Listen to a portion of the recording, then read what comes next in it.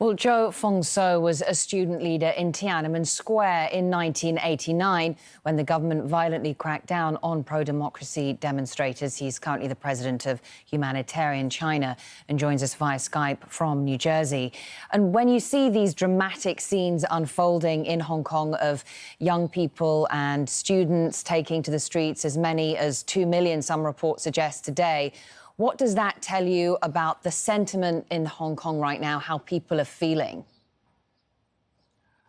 It's beautiful, it's touching, it's moving. I'm in tears a lot of times, and people are angry that the government is trying to push something that's so unpopular, even when the public opinion is so obviously against it, and they use brutal violence.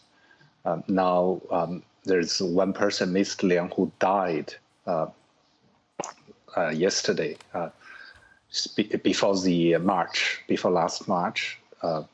So the government has blood in their hand, and now they are apologizing only superficially without changing the definition, for example, of the riot. They are still persecuting people who are peacefully protesting. This is like Tiananmen, 1989 all over again. But that was really. Go ahead.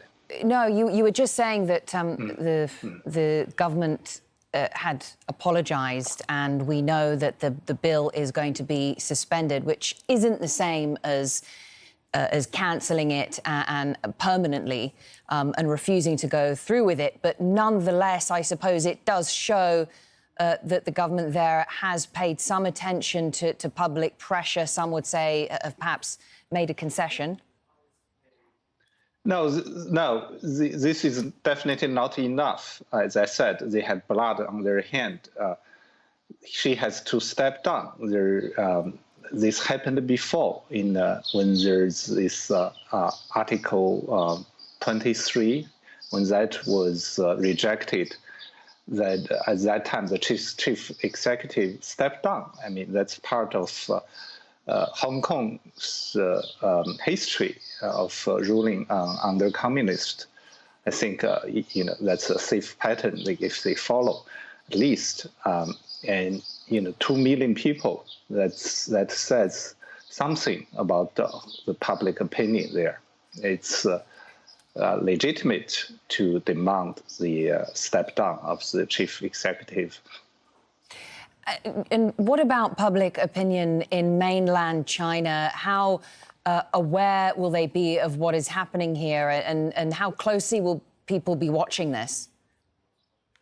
My dissident friends, they are all overjoyed. They are so inspired by this. Some of them travel to Hong Kong. I received a very excited call from Hong Kong today. He was there. He's so excited. He was there 30 years ago with me on Tiananmen Square.